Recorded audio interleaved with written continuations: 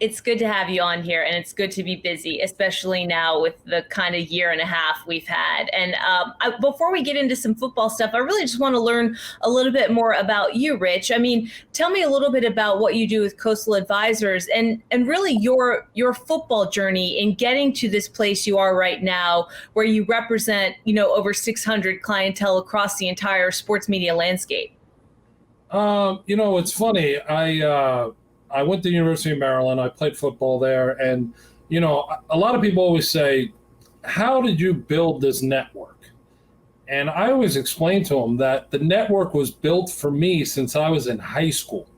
And what I mean by that is there was friends of mine that were ball boys at the New York Jets. I grew up in Long Island, so the Jets used to be on Long Island. And those people went to different places. They elevated to different positions. One guy went to the NFL, and then all of a sudden now he's the vice president of the Cleveland Browns, and a ball boy that I knew, now he's at Nike. And everyone grows, everyone develops. And that network was in place for me. My best friend and college roommate was Neil O'Donnell, the Steelers quarterback. I moved to Pittsburgh. I was we joke around, I was his Cato Caitlin.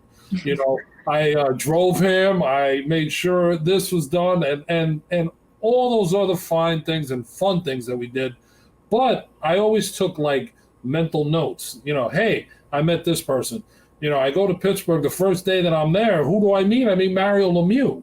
And then I become friends with his agents. I start working for his agents. Then I meet another agent, Ralph Sindridge, in football.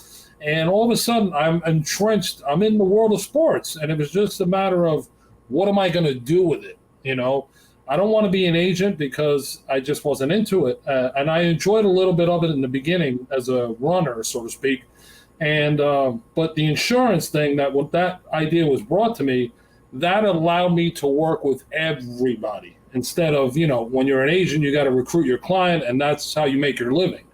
Insurance, I worked with all the agents, and it just grew and grew and grew. And then I've expanded. I've been fortunate, blessed at the same time to have great contacts, great connections. And, it stems all the way from the commissioner all the way down to equipment managers around the NFL and the NHL. Those are my two biggest strengths in regards to clients. I have worked with baseball and I've worked with basketball, but the first two are the ones that, everyone knows me, and I'm very well surrounded in those two industries because of the years and time that I've put into it.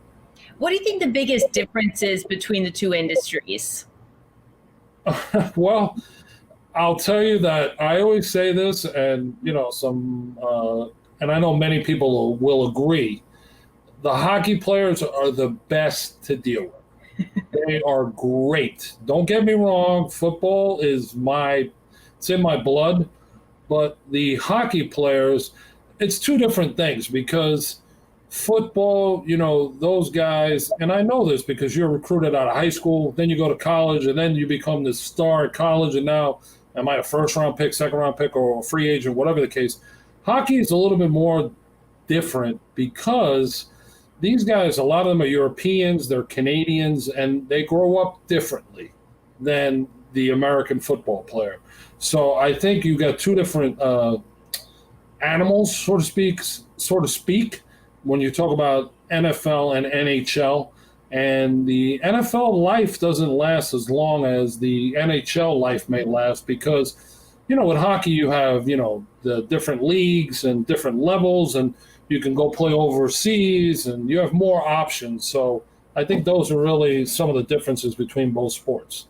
Yeah, I think each league has a cultural identity, and a lot of people say that about hockey is they're kind of like the oh shucks Canadians, nice guys for the most part, and that the NFL players are arguably high profile and maybe provide more of a challenge in that regard. But I want to go back to your upbringing on Long Island. I'm a Huntington kid. I didn't spend a lot of time there growing up because I moved to Florida shortly after, but I have a lot of friends and family on Long Island, and there's something about people from Long Island that I just I love. I mean, they shoot it straight from the hip, and they seem for the most part to really know how to make those long lasting connections. I feel a lot of times like New Yorkers, as a New Yorker myself, because I live in New York City now.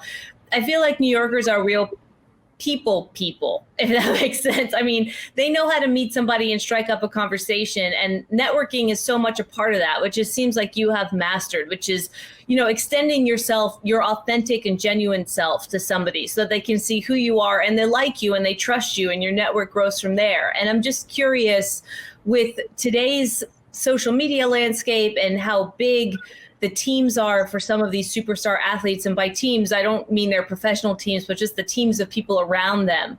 Do you think that the traditional way of networking, the way that you grew up networking, still applies with some of the more high profile leagues and athletes that you're still involved with?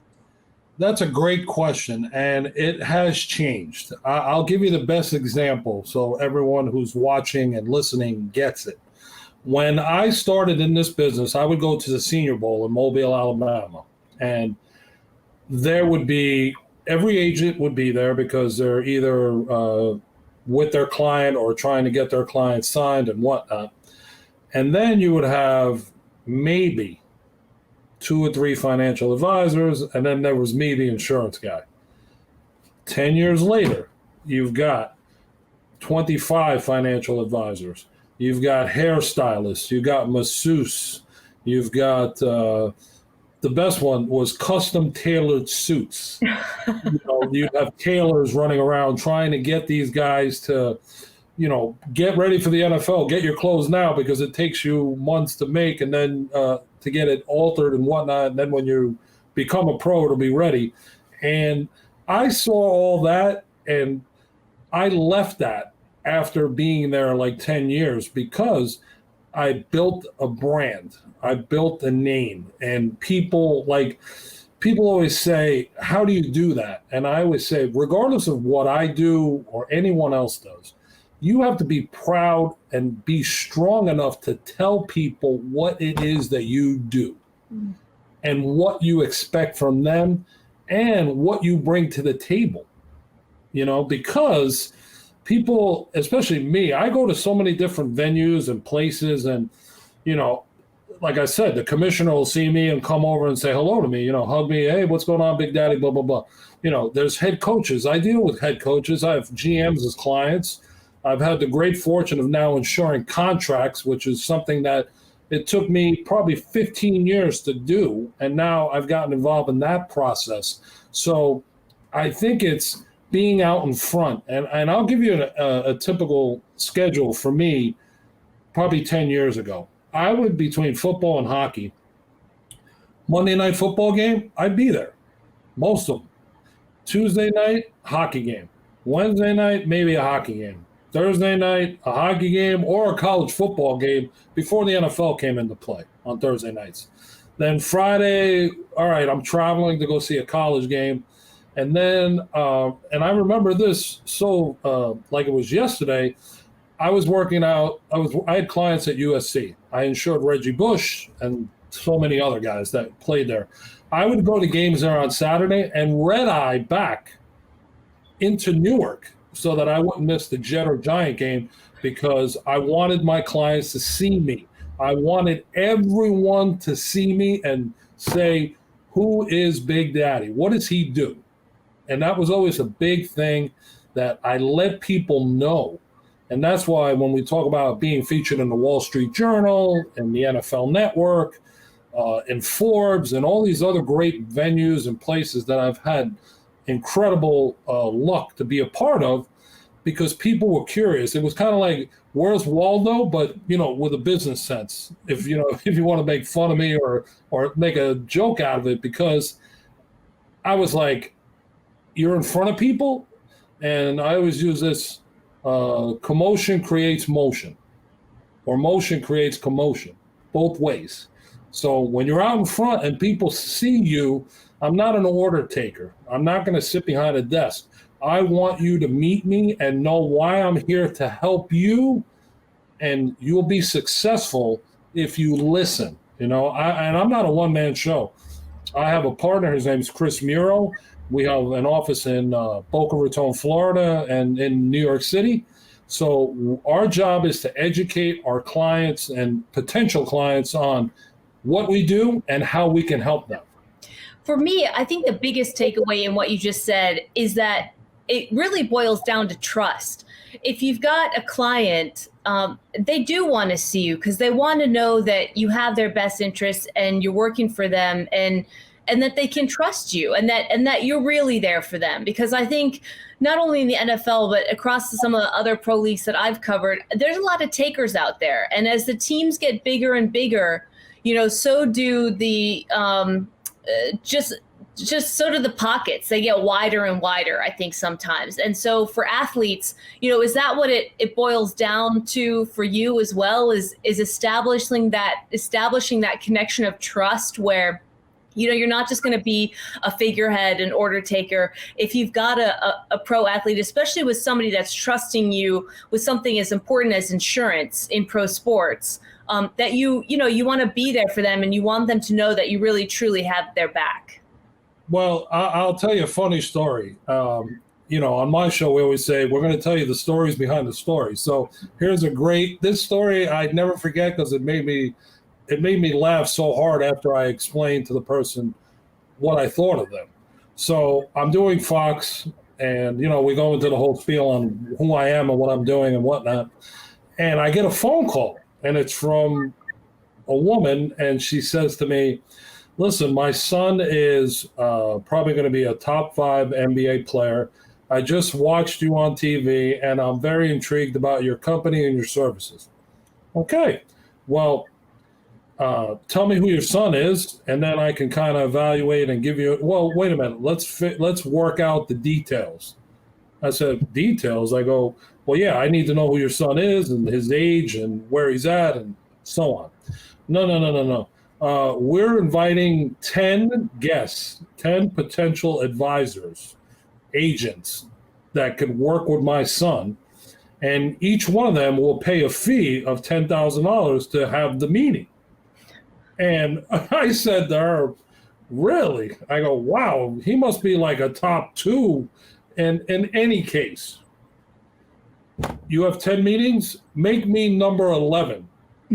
She goes, why? We only want to keep it to 10. I said, no, because you want me to be the 11th, because after you collect on the first 10, we're going to do something to protect that money that your son just got.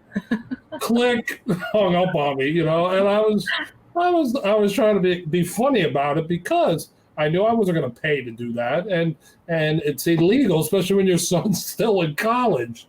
You're out there putting him out there, whoring him out for money. You can't do that. So, yes. Well, the big asterisk, supposedly, right? Because I think this stuff has been happening for a really long time. But I am curious your reaction to all the name and likeness stuff that's been making headlines. I mean, is this going to be a game changer now that you mentioned Reggie Bush earlier? A lot of people would argue he deserves to have his Heisman back and so on and so forth. I mean, is this going to really change the landscape in terms of just being able to take the lid off of something that you have a lot of experience dealing with that has been happening for a really long time? I think it's going to be a real, they're going to have to really buckle down on how they let this all happen. And what I mean by that is, quarterbacks and running backs and wide receivers are the ones that always get all the money. But then you're going to have all these other positions where they're going to be trying to strive and try to find a way to get paid out on this thing like everyone else. So how are you going to police the amount of money, the likenesses? Who's going to police the contract? Like if the players can't have agents, then when their eligibility is still in play, who is going to handle that? Is the school going to have a compliance officer do that? I mean, I'm still learning about it a little bit, but I know it's going to be, a big, big deal, and it's going to be a lot of work. And you feel bad for probably the coaches because the coaches are going to have to now worry about something else, and it's not like they don't have enough on their plate. Now you're going to be worrying about who's signing a deal with what. I saw that one of the schools is signing a deal with, I believe, with one of the gambling organizations. I don't know if a casino or something along those lines. Well, if athletes are not allowed to gamble, then why would they be affiliated with a casino? So it's something, again, I'm just grasping at what I've heard. That's going to be a real interesting, situation. And, Reggie Bush, I mean, think about it. He was the number one guy coming out, and, he probably made more money before he even signed his contract. But you know what? He deserved it. Mm-hmm.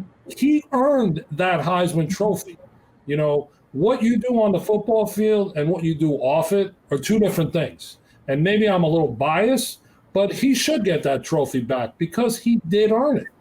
I think what's interesting too, Rich, is there's such a small percentage of athletes, and certainly Reggie was in that category, where you're talking about astronomical sort of life-changing money. And when I talk to some college football coaches, a handful of them have told me the same thing, which this is not the popular argument, but they've said, for the majority of student athletes, the value of a college education outweighs any sort of lucrative sponsorship, because if you're a swimmer, if you're a wrestler, if you're a fencer, whatever, outside of an Olympic opportunity, it's not like you're going to the NFL and you're a top wide receiver, but those guys deserve what they get. And I'll be curious too, moving forward with this whole name and likeness thing, to see if it actually benefits some of the smaller named athletes to do deals with their local communities. So-and-so tire and auto repair can now give so-and-so offensive lineman, maybe a couple grand to do X, Y, and Z. And so I'm curious about what the trickle down effect will be also, because you're right, it's a really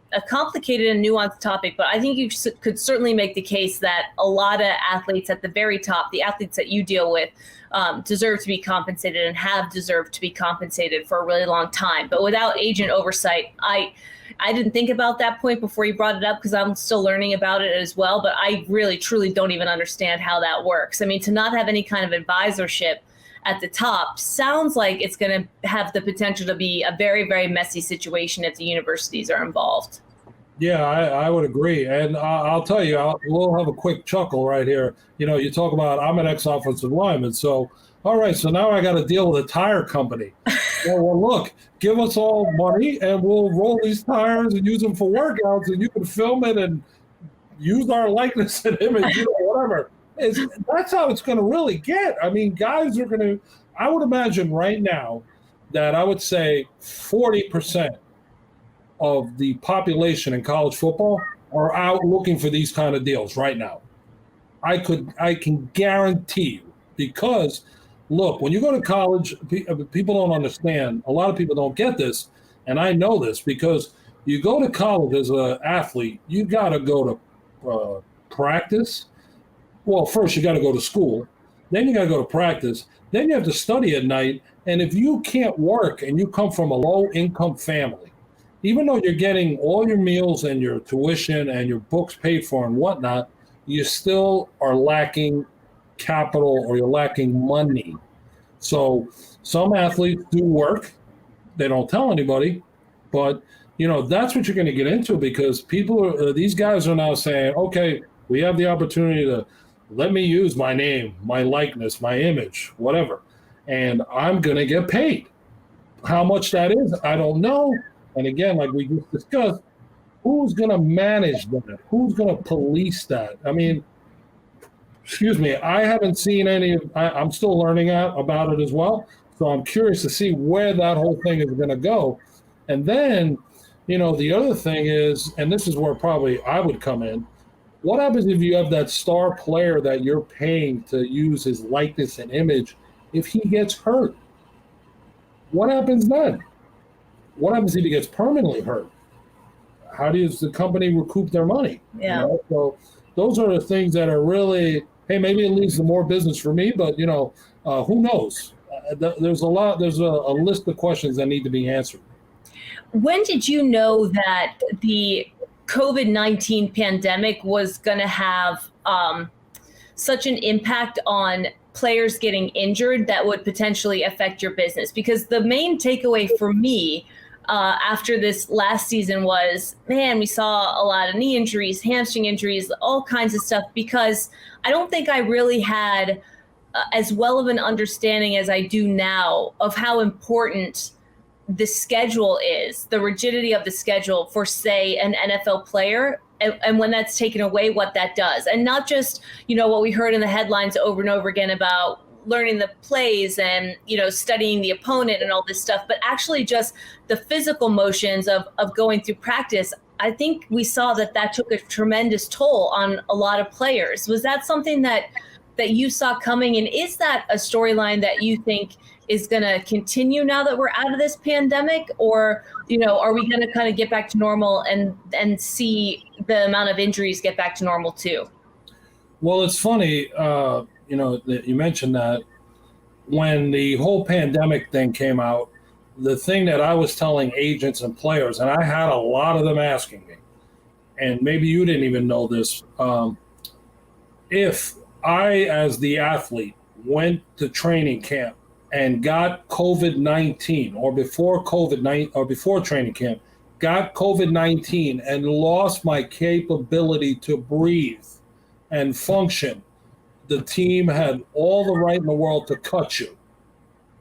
So I was telling guys, take the insurance out, because God forbid, especially if you're going into your last year of your deal, and you would normally take out insurance anyway, but if you didn't take it out, you're playing with high stakes in mind.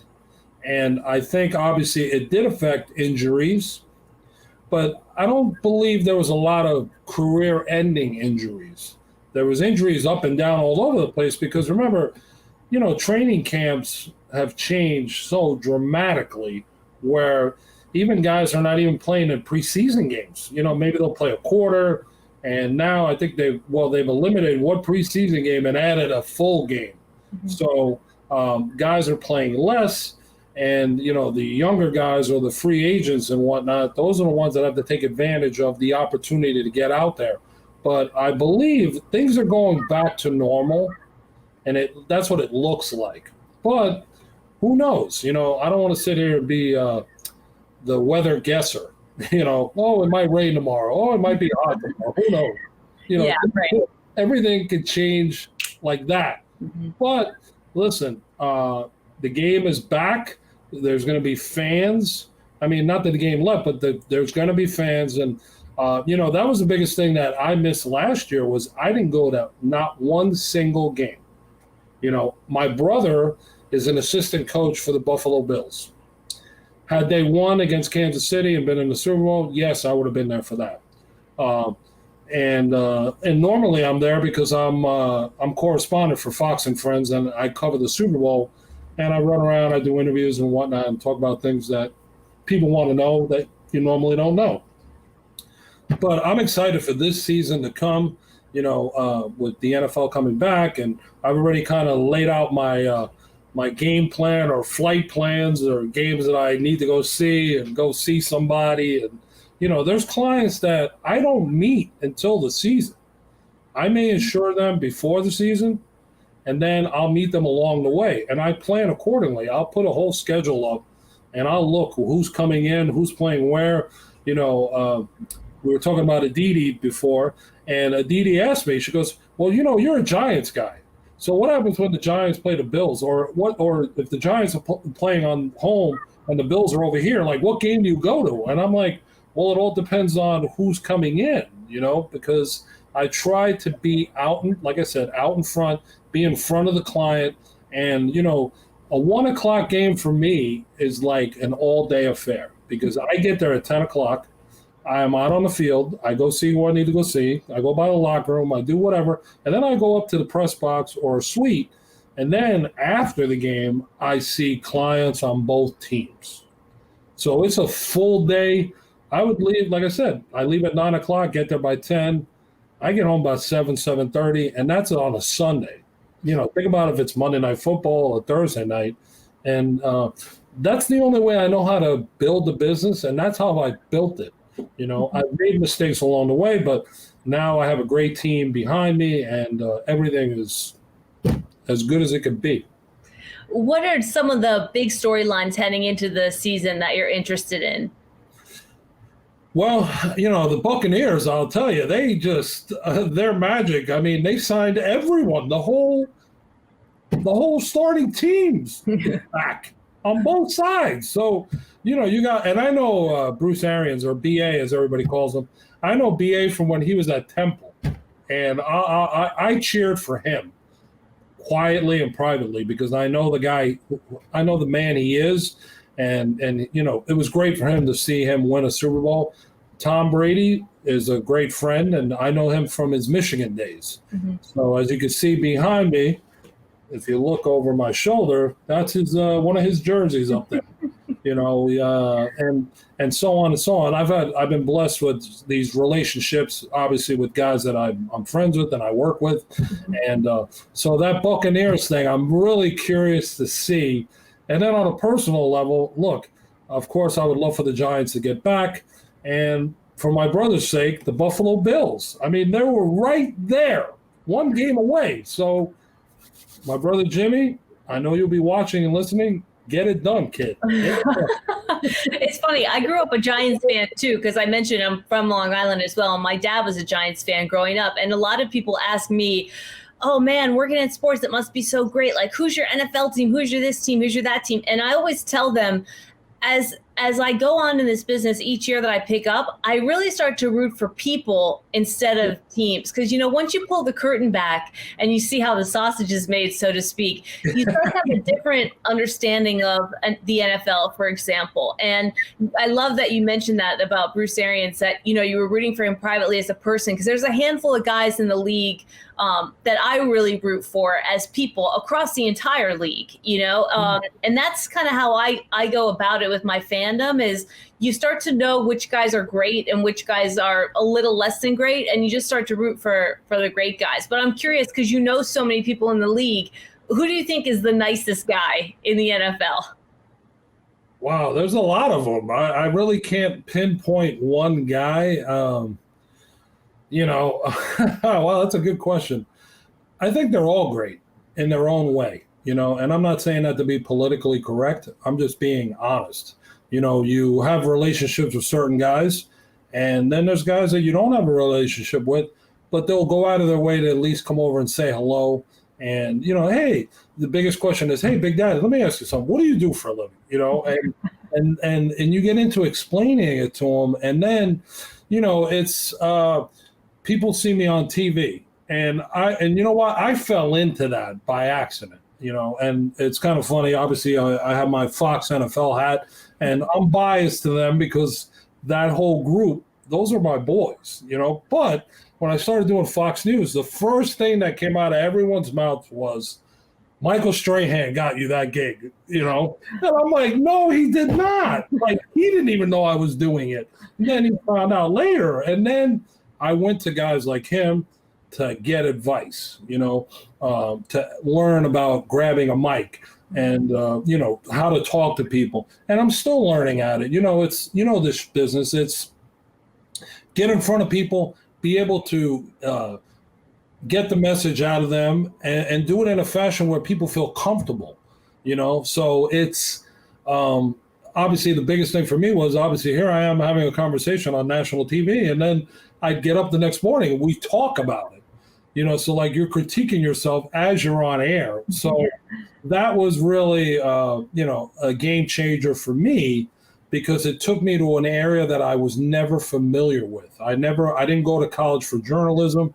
I didn't want to be a reporter, but now, I've caught the bug and I've gotten into this more and more. And I'm actually working on a sports business show for the fall, because of the years of experience that I have in the line of work that I'm in, the relationships, when we do these shows, it's basically you're asking your boys or your female friends to do you a favor and jump on. Mm-hmm. And I've done, with the podcast, I've done over 40 of them. And that's what, not even putting a lot of time in, because like I said, I'm juggling, my insurance business, the podcast stuff, and then a little bit of TV here and there. I help co-produce a show that's local here in Long Island. It's called Live It Up with Donna Drake. She's a friend of mine, Long Island girl as well, that started down here, and now she's syndicated. And I've been learning more and more about this business. My relationship with Sean Hannity. I mean, he's the biggest of the biggest as far as comes to syndication, both radio, television, obviously he has his political views and the network, it is what it is. But at the end of the day, what better person to ask about this business than a guy like him who's successful and has been doing it for a very long time?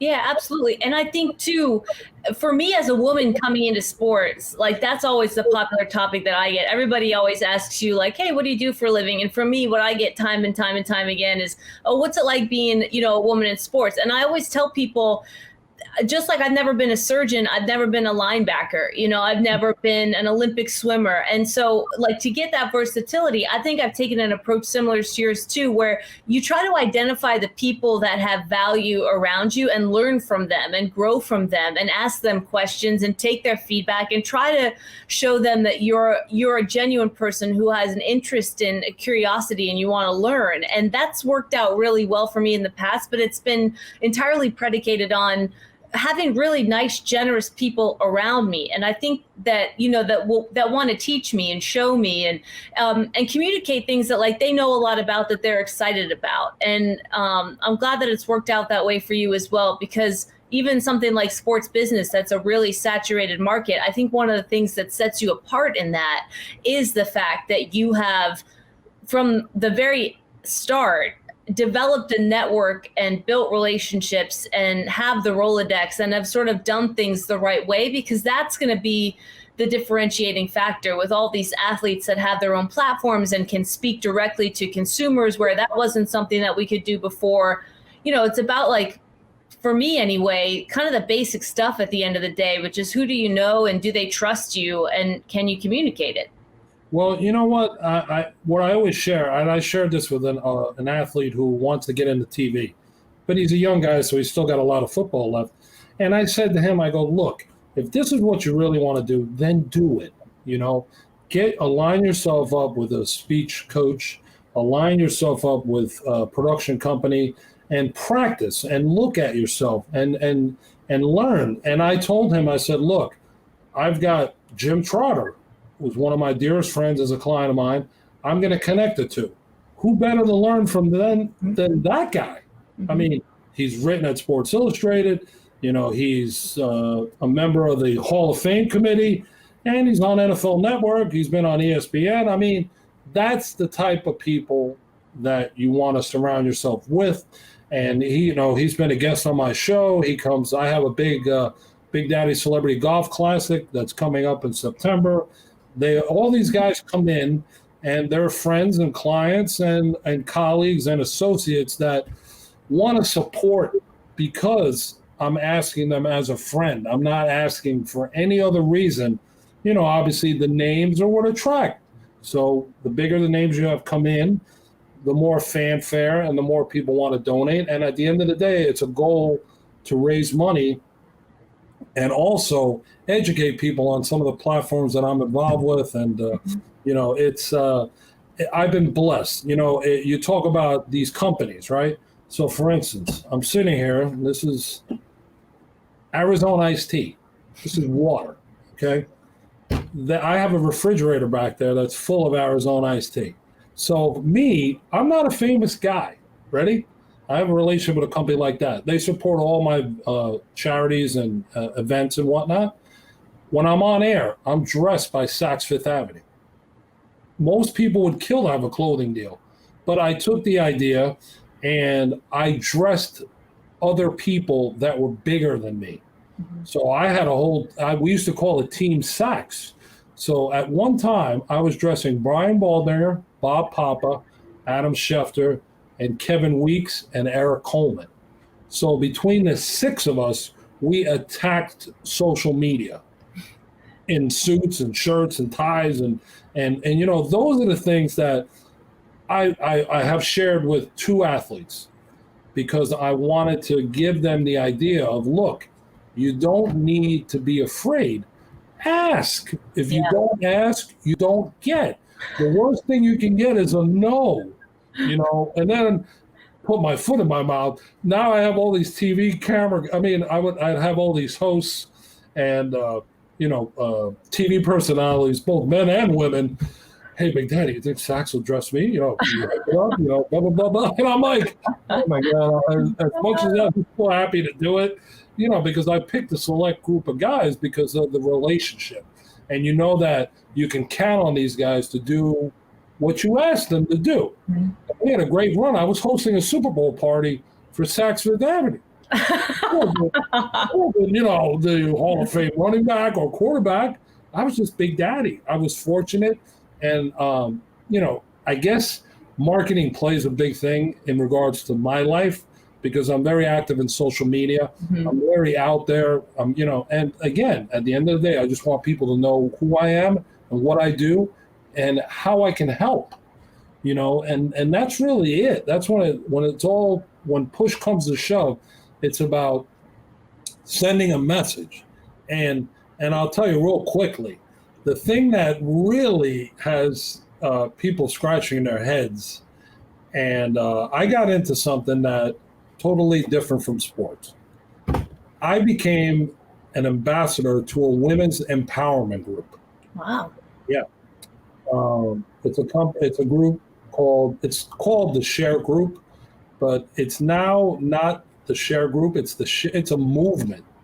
We're sending out a message in regards to women's empowerment, gender equality, and the UN has an initiative. The women at the UN have an initiative which is called He for She.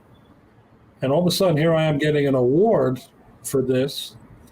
I got to get it still. Obviously, COVID and everything held all that up. But that's something that came out of left field.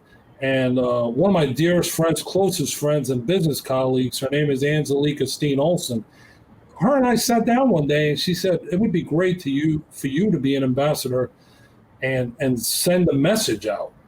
So I'm scratching my head going, it's not like I don't have enough on my plate to begin with, but hey, we're in COVID-19. I'm not doing anything. So, okay, let's knock it out. And, I've had guys share hats, share shirts, and it's been well received by so many people that even the athletes and actors that I'm dealing with are all supporting the share movement. So that's a real different twist. I figure you as a woman might appreciate that, so that's why I'm sharing it with you. Yeah. Absolutely. And I think it's the right time for that. I think that's great what you're doing. And I think that a lot of the movements involving women and gender equality need the support of men. And that's, it's really important that you're involved in that. And also it's cool to see people flex outside of sports. You're certainly not a one-trick pony. so there's no reason why you wouldn't be able to step outside of that area. Well, listen, you know what? As the founder and CEO of the Share Group, as Angelica would say to me, it's good to be out there. It's good to be part of a message, a movement, and I feel the same way. I mean, it's not. You're